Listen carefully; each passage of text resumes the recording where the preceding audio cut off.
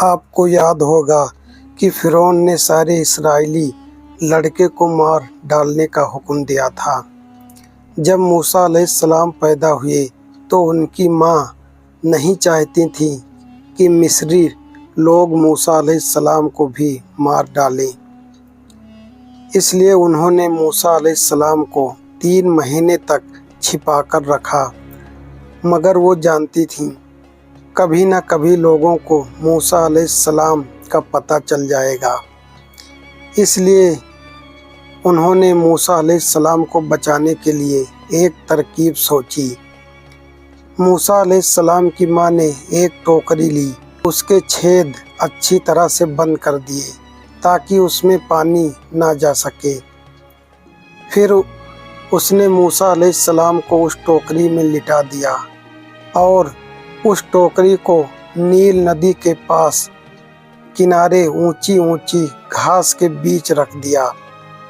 اس نے اپنی بیٹی مریم سے کہا کہ تم یہیں پاس میں کھڑی رہو اور دیکھو کہ موسیٰ علیہ السلام کے ساتھ کیا ہوتا ہے۔ تھوڑی ہی دیر میں فرعون کی بیٹی وہاں نہانے کے لیے آئی۔ اچانک اس کی نظر گھاس کے بیچ رکھی اس ٹوکری پر پڑی۔ اس نے اپنی ایک داسی کو بلا کر کہا، اس ٹوکری کو یہاں لے آؤ۔ داسی ٹوکری کو لے کر راجکماری کے پاس گئی۔ جب راجکماری نے ٹوکری کھولی تو دیکھا کہ اس میں ایک سندر سا بچہ ہے اور وہ بچہ بہت رو رہا تھا۔ یہ دیکھ کر راجکماری کو اس پر بڑا ترس آیا۔ وہ نہیں چاہتی تھی کہ اس بچے کو مار ڈالا جائے۔ تبھی مریم اس کے سامنے آئی۔ مریم نے راجکماری سے پوچھا، کیا میں اس بچے کی دیکھ بھال کرنے کے لیے کسی اسرائیلی استری کو بلا کر نہ لاؤں؟ راجکماری نے کہا، ہاں بلا لاؤ۔ مریم دوڑ کر اپنی ماں کو بلا لائی۔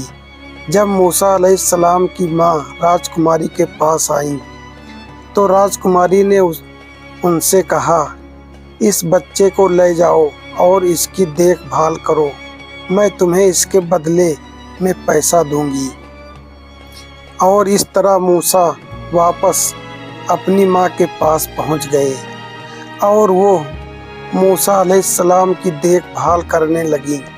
جب موسیٰ علیہ السلام تھوڑا بڑا ہوئے تو ان کی ماں اسے راجکماری کے پاس لے آئی اور راجکماری نے موسیٰ علیہ السلام کو اپنا بیٹا بنا لیا۔